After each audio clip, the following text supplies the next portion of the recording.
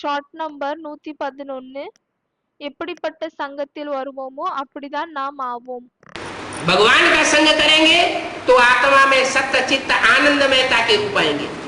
பகவானுடைய சங்கத்தில் வந்தா பிறகு ஆத்மாவில் உண்மை, பிறகு ஆனந்த தன்மை இதனுடைய ரூபங்கள் வரும். गुण आएंगे. அந்த குணங்கள் வரும். असुरों का संग करेंगे அசுரர்களின் தொடர்பில் जो வந்தால் आज दुनिया करती चली जा रही, எதை இன்று மனிதர்கள் செய்து கொண்டே வருகிறார்கள். खास करके भारत के पढ़े लिखे नौजवान விசேஷமா என்னன்னு பாத்தீங்கன்னா பாரதத்தில் இருக்கக்கூடிய நல்லா படிச்சிருக்கக்கூடிய யூத்,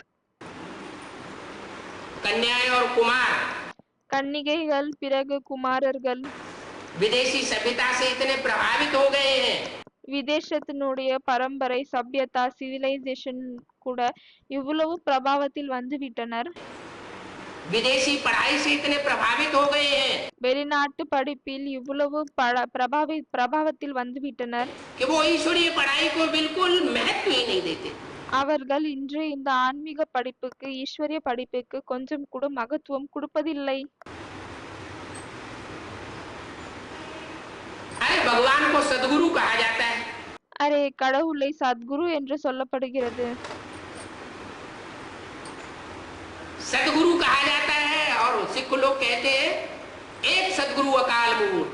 சத்குரு என்று சொல்லப்படுகிறது. பிறகு சீக்கியர்கள் சொல்கிறார்கள் ஒரு சத்குரு அகால மூர்த்தர். एक ओंकार निरंकार, ஏக் ஓங்கார் நிராகார். एक ही सदगुरु है, बाकी सब है गुरु. ஒரே ஒரு சத்குரு தான் ஆவார், பிறகு அனைவரும் குரு தான் ஆவாங்க.